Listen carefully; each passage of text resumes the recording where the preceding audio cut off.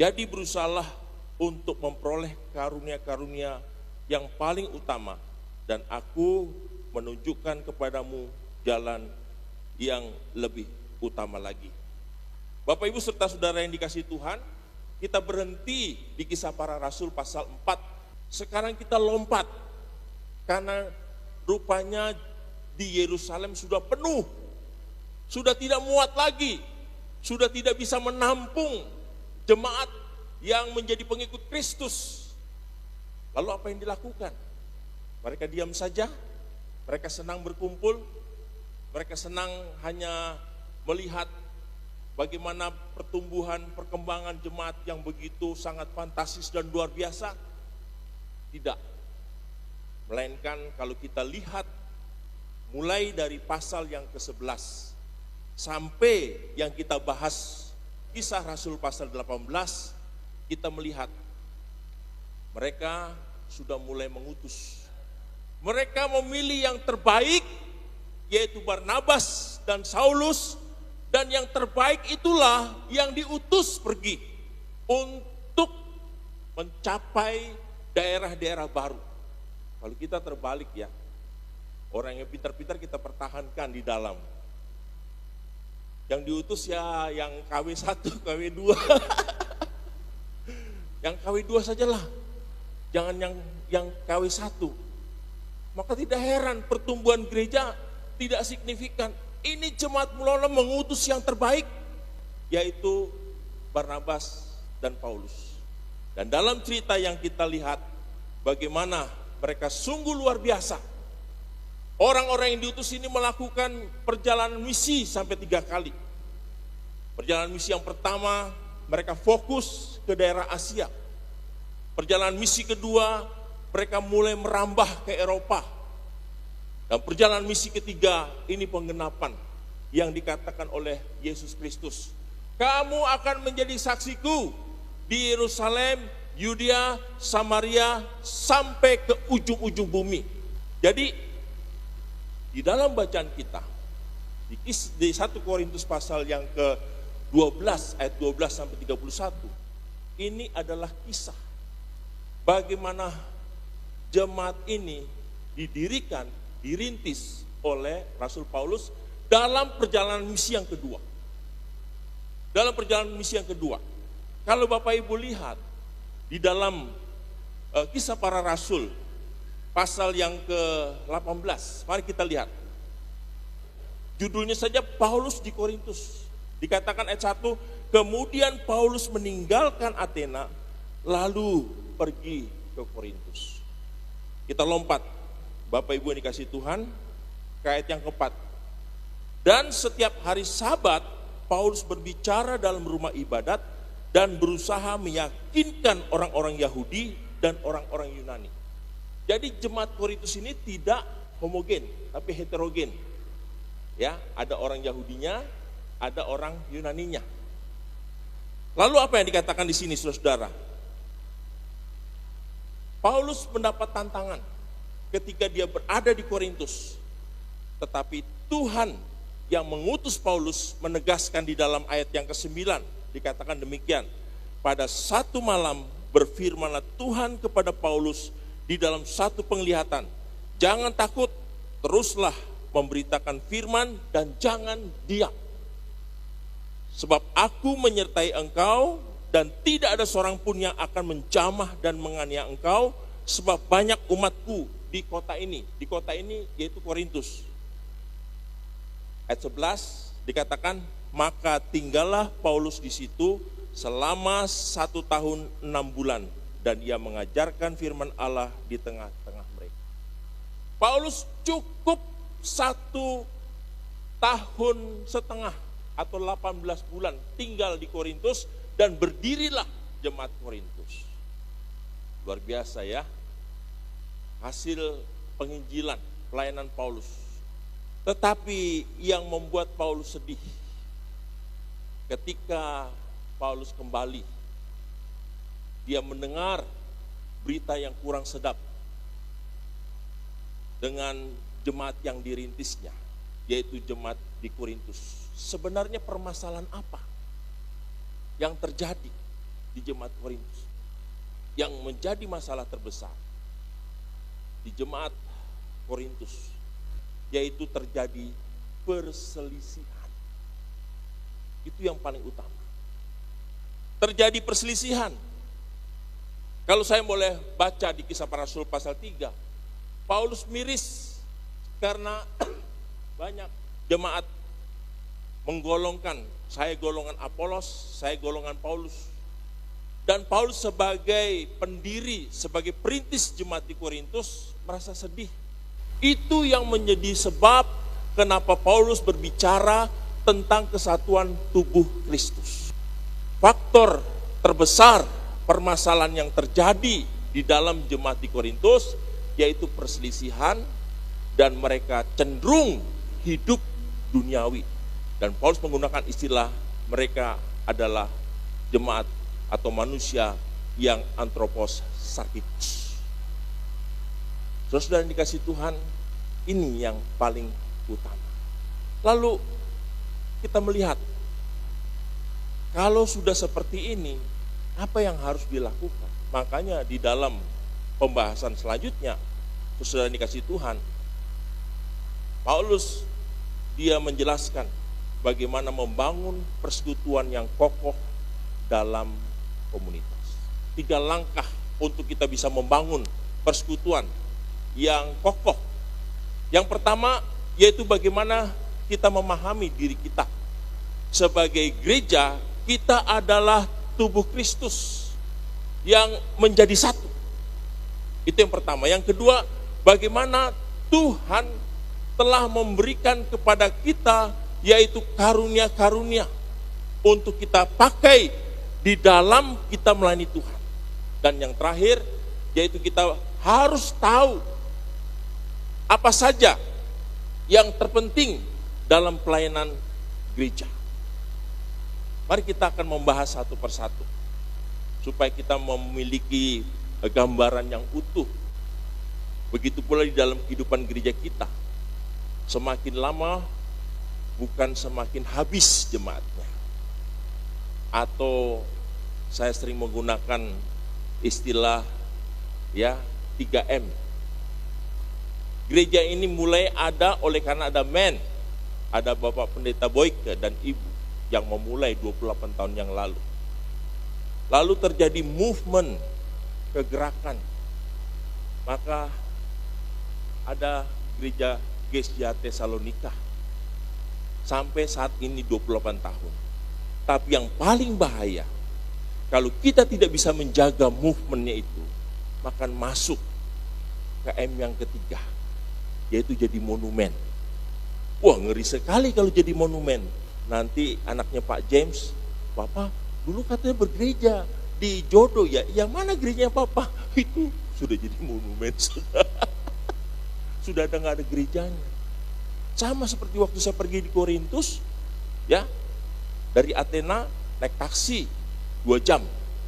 Waktu itu masih bayar 80 euro. Saya pergi ke sana. Saya tanya, mana gereja Korintus itu Pak? Tinggal puing-puingnya saja saudara. Tinggal monumen saja. Di sini ada orang Kristen? Tidak ada. Ngeri sekali. Nah oleh sebab itu supaya kita tetap movement, supaya kita tetap eksis, supaya kita tetap ada sebagai gereja Tuhan, kita harus kembali kepada dasar firman Tuhan. Jangan dasar yang lain, supaya benar-benar kita tetap ada gereja ini sampai Tuhan Yesus datang yang kedua kali. Amin. Jangan sampai sebelum Yesus Kristus datang yang kedua kali, gereja sudah habis.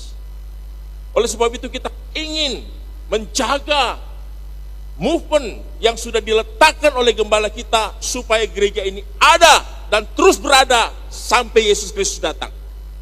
Sehingga anak cucu kita sampai turunan yang ketiga keempat bukan melihat gereja ini semakin lemah, tapi semakin berdiri menjadi berkat yang luar biasa sampai akhir zaman.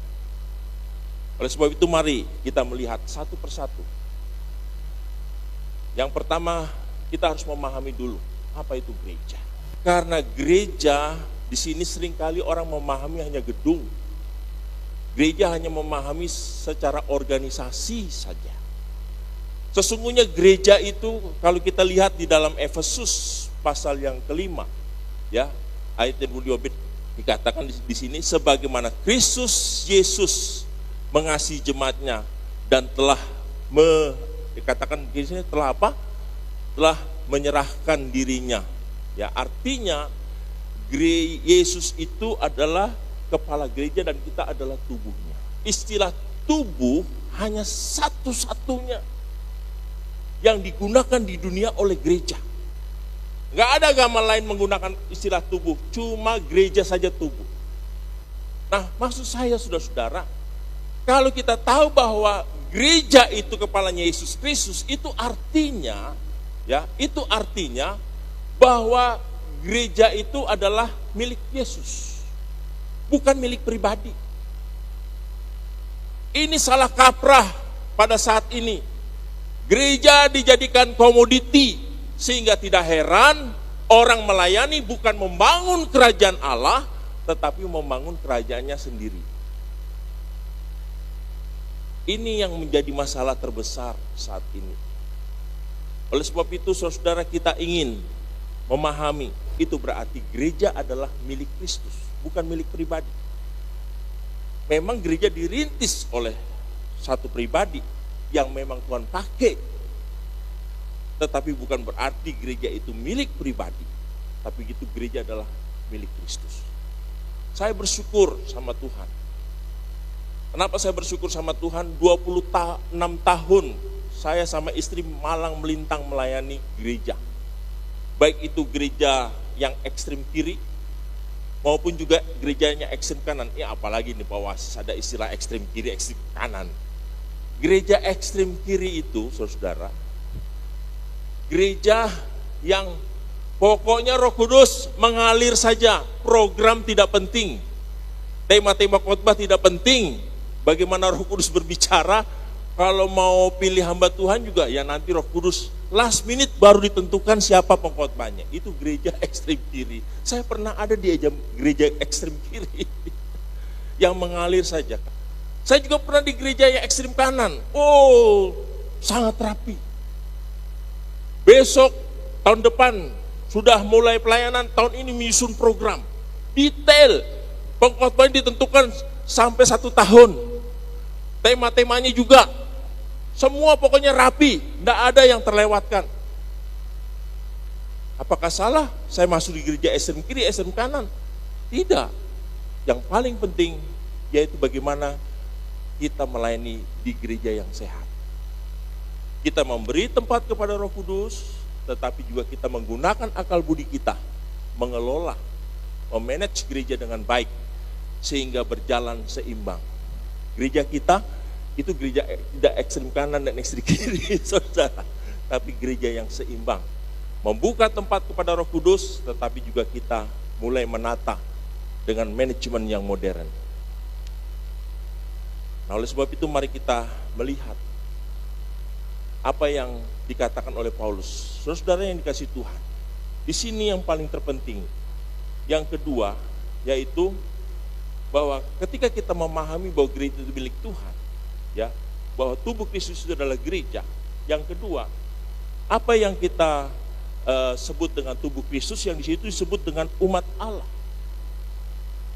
Sebagai umat Allah, apa yang seharusnya kita lakukan sebagai jemaat? Yang pertama dikatakan di sini bahwa jemaat sebagai tubuh Kristus dijadikan oleh Kristus untuk melakukan dan menggenapi maksud. Apa artinya, saudara? Jelas Tuhan berkata kepada kita, amanat agung, ya, dan ketahuilah aku, pergilah jadikanlah semua bangsa muridku. Itu yang Tuhan kehendaki untuk kita lakukan sebagai tubuh Kristus, yaitu terus untuk menggelorakan semangat penginjilan, semangat misi. Itu tidak akan hilang, saudara, ya, tidak akan hilang. Oleh sebab itu kita tidak boleh tinggal diam, tidak boleh ada di zona nyaman. Jemaat mula-mula juga ketika mereka sudah merasa, Oh, gerejanya itu bertumbuh banyak, begitu banyak anggotanya, mereka tidak menikmati, ya. Tetapi mereka mengutus orang untuk mereka menjangkau daerah-daerah baru. Kalau gereja tidak lagi melaksanakan PI dan misi, gereja seperti orang gemuk. Wah, Bapak Ibu, wah, Pak Wasis juga gemuk. Gemuk artinya apa? Rentan dengan sakit. Tapi itu faktanya. Orang yang gemuk itu rentan sakit loh. Mau kita, jadi gereja kita jadi penuh dengan penyakit. Karena kita tidak pernah melaksanakan apa yang disebut dengan amanat agung. Kita mengabaikan. Ini adalah perintah Tuhan dan Tuhan mengendaki supaya kita pergi bersaksi. Itu yang pertama. Yang kedua sebagai umat Tuhan, Tuhan minta di sini dikatakan Kristus yang dipermuliakan oleh Roh-Nya, dikatakan mendiami orang-orang yang percaya supaya mereka menjadi anggota yang bergerak, bekerja, dan berkuasa untuk melaksanakan semua hal yang berasal dari Allah. Tuhan minta supaya kita setelah kita mengalami karya keselamatan, kita menerima Yesus sebagai Tuhan dan Juru Selamat di dalam hidup kita, kita yakin bahwa kita diselamatkan, kita tidak boleh tinggal diam, tetapi harus mengerjakan keselamatan itu.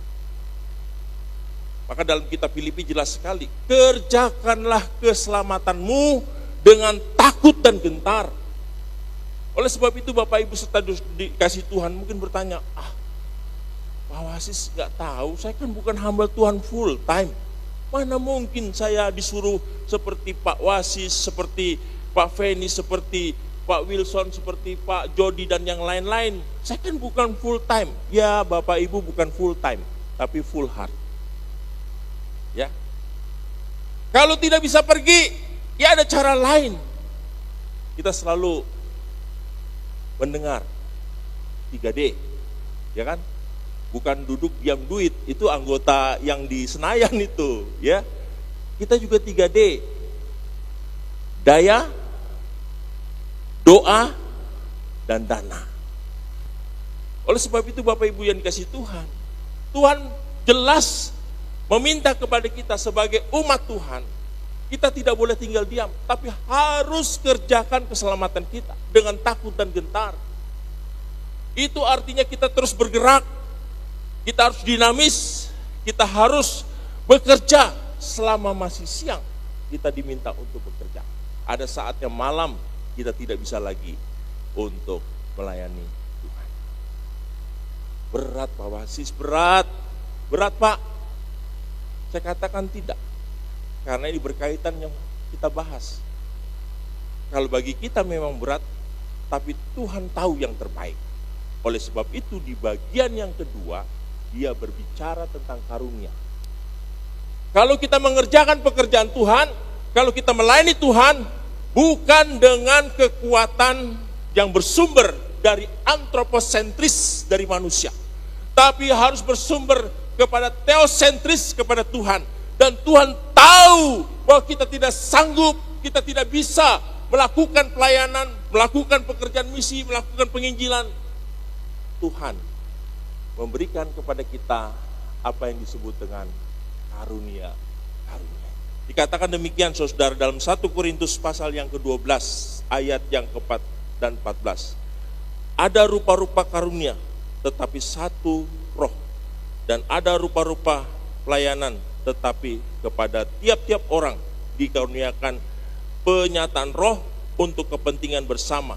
Tetapi semuanya itu dikerjakan oleh roh yang satu dan yang sama, yang memberikan karunia kepada tiap-tiap orang seorang, ya khusus seperti yang dikehendaki. Kita adalah tubuh Kristus, fungsi kita berbeda. Kalau saudara sakit matanya, atau saudara sakit bagian kupingnya, enggak ada tuh dokter yang suntik matanya, tidak ada tuh dokter yang suntik kupingnya. Yang disuntik itu pantatnya saudara. Pantat bilang, ini apa-apaan nih, ya? Saya sehat kok. dihajar dipakai suntikan, ya, itulah tubuh. Kalau satu sakit, yang lain juga sakit. Seperti itu ceritanya saudara. Ya, nggak bisa pantat bilang saya nggak sakit, suntikannya itu bagian mata, tambah buta saudara.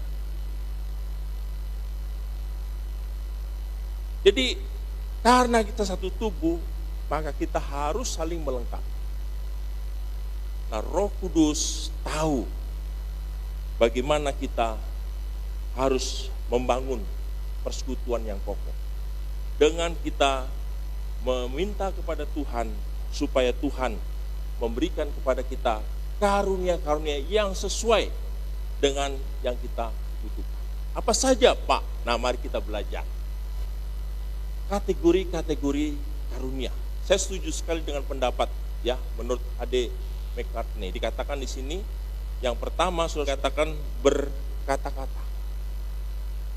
Ya, yang kedua yaitu karunia berkaitan dengan tanda-tanda. Dan yang ketiga, karunia yang berkaitan dengan pelayanan. Ada 3 kategori. Yaitu yang pertama berkaitan dengan kata-kata, yang kedua berkaitan dengan tanda-tanda, dan yang ketiga berkaitan dengan pelayanan. Nah, kita berdoa supaya ketiga kategori karunia ini ada di dalam kehidupan gereja kita. Mari kita lihat satu persatu. Ya. Kita lihat satu persatu. Apa saja yang dijelaskan dalam bagian ini. Nah, inilah saudara, yaitu mereka bernubuat asli saudara, bukan lo buat-buat. Sekarang banyak hamba Tuhan bernubuat, tapi bukan bernubuat dari Tuhan. Lo buat-buat. Ya. Tetapi tidak ada di sini. Ya, ada di sini. Lalu juga dikatakan di sini yaitu di dalam karunia yaitu berkaitan dengan tanda-tanda yaitu bahasa lidah. Ya. Kita tidak anti dengan bahasa roh, tetapi itu mau yang murni, bukan yang palsu, bukan hanya sekedar sandalama, siakata, bukan begitu. Ya, saya bisa ngikutin bahasa orang karena saya sering dengar, tapi itu tidak asli. Saya mau yang asli, ya, yang benar-benar dari Tuhan. Kalau yang asli dari Tuhan, maka kita akan mendengarnya dengan damai sejahtera. Tetapi kalau yang palsu, sepertinya kita pengen lakukan sesuatu. Ya tidak. Lalu karunia yang ketiga, yaitu dikatakan, yaitu karunia pelayanan, yaitu bagaimana kita melayani. Ada orang yang memang senang melayani. Saya tidak bisa menjelaskan satu persatu. Ini baik sekali. Nanti pas doa 10 malam, pas peristiwa Pentakosta kita bahas ini. Supaya lebih mengenal lebih jauh. Ya, tahun depan pas hari doa pencurahan Roh Kudus, kita mau membahas karunia-karunia ini supaya kita benar-benar diperlengkapi oleh Tuhan untuk dapat melayani Tuhan. Selanjutnya saudara dikasih Tuhan, melihat bahwa karunia itu adalah pemberian Tuhan. Jadi kita tidak bisa memaksa Tuhan. Sesuai dengan kehendak Tuhan. Tuhan tidak bisa dipaksa-paksa. Kalau kita melayani Tuhan, kita sungguh-sungguh mau melakukan pekerjaan Tuhan, Tuhan akan memberikan karunia kepada kita sesuai dengan kebutuhan yang kita perlukan. Tetapi kalau kita tidak pernah melayani Tuhan, tetapi kalau kita tidak pernah untuk mengerjakan keselamatan, kita begini-begini saja. Ya, kalau ditanya bagaimana kamu jadi orang Kristen setelah kamu percaya Yesus 5 tahun, ya begini-gini. 10 tahun mulai nyanyi deh. Aku masih seperti yang dulu, tidak berubah, saudara. Saya katakan tadi bahwa kita ini adalah tubuh Kristus. Lengkap seperti jari tangan. Kalau misalnya salah satu jari tidak ada, hanya 4, ini tidak lengkap. Atau 2, ini tidak lengkap. Di dalam kehidupan gereja, berdasarkan firman Tuhan yang kita baca, mari kita baca, saya tidak mengada-ada. Kita baca saudara, mulai dari firman Tuhan yang menjelaskan kepada kita, yaitu di dalam ayat yang ke-28 31 dikatakan apa di sini? Demikian firman Tuhan. Dan Allah telah menetapkan beberapa orang dalam jemaat. Dikatakan di sini dalam jemaat, yang pertama yaitu rasul, yang kedua nabi, dan seterusnya. Apakah masih relevan? Ada rasul dan nabi. Saya katakan bukan masalah rasul seperti ada Rasul Paulus, seperti dalam Nabi Perjanjian Lama, bukan. Fungsinya, saudara. Ada fungsi yang masih kita lihat di dalam kehidupan gereja. Rasul itu apa? Nabi itu apa? Penginjil itu apa? Gembala itu apa? Pengajar itu apa? Harus ada di dalam gereja Tuhan. Seperti tangan, kalau tidak utuh maka tidak lengkap. Begitu pula jawatan-jawatan ini harus ada fungsinya di dalam gereja. Memang ada staf pastoral, ada saya, ada Pak Dodi, segala macam ada. Tetapi kita harus melihat fungsinya. Nah, sekarang saya mau jelaskan fungsinya.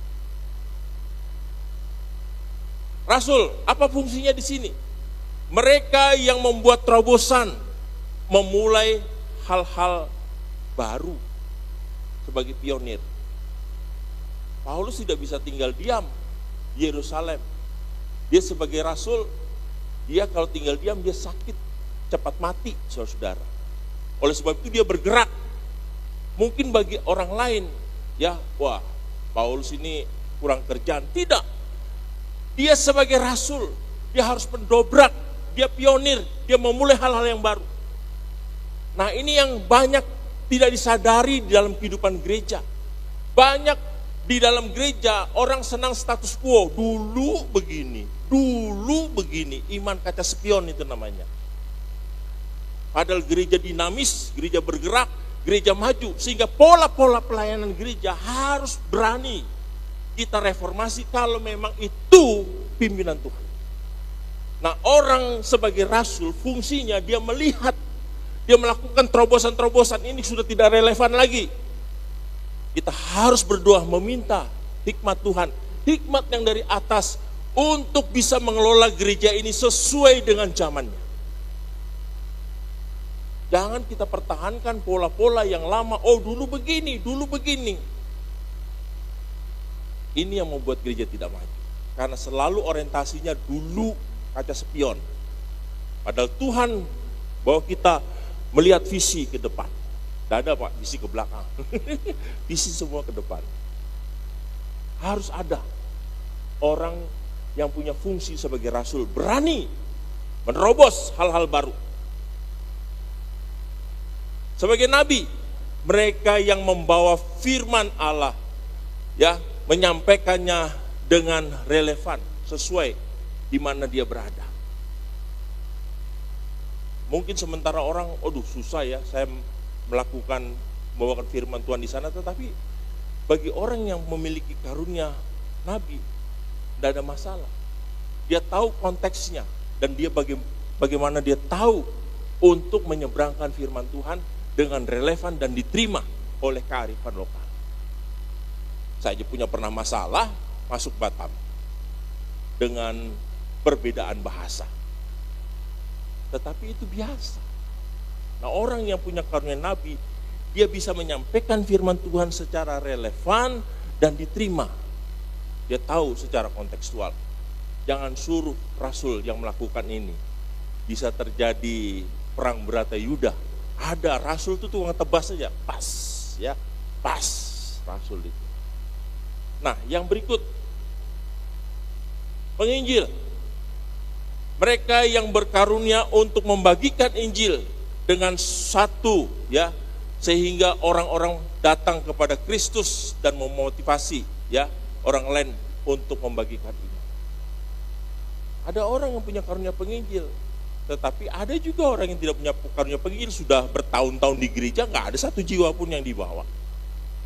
Apakah dia tidak dipakai Tuhan? Saya katakan dia dipakai Tuhan, mungkin dengan cara yang lain. Jangan kita katakan, oh dia dong baru datang berapa hari sudah banyak orang bawa jiwa. Itu kan dia punya karunia penginjil. Jadi jelas Bapak Ibu ya, kita mulai bergerak sesuai dengan firman Tuhan. Dan yang terakhir yaitu gembala dan pengajar. Mereka yang menggembalakan, menghibur, dan menolong orang lain untuk bertumbuh dalam hubungannya dengan Kristus. Ini adem ya. Gembala itu paling adem. Kalau datang kunjungan ya, kadang-kadang saya juga bingung. Dia punya masalah, kita datang nih. Wah, cerita banyak. Kita diam saja. Ya, Bapak Ibu serahkan saja sama Tuhan. Ya, serahkan sama Tuhan. Terus dia ngomong, sudah Pak, sudah. Mari kita berdoa, kita serahkan sama Tuhan. Seminggu kemudian datang, wah Pak, puji Tuhan. Karena bimbingan Bapak, karena nasihat Bapak, masalah saya beres. Saya bimbing apa? Saya nasihat apa? Saya cuma diem aja kok. Kamu yang ngomong kok beres. Itulah gembala. Ya, kita ditepuk-tepuk saja sudah senang. Encourage. Ya. Nah itu harus ada. Oleh sebab itu Bapak Ibu yang dikasihi Tuhan, gereja kita sudah memasuki usia 28 tahun. Ingat apa yang saya sampaikan tadi, jangan sampai kita masuk ke M yang ketiga. Jadi monumen. Oleh sebab itu terus gelorakan semangat kita sesuai dengan kebenaran firman Tuhan. Bahwa kita adalah tubuh Kristus, amin. Dan Kristus adalah kepala gereja. Dan sebagai tubuh Kristus, Tuhan mau, mari kita bangun bersama-sama. Sesuai dengan apa yang Tuhan percayakan kepada kita. Kita sama-sama bangun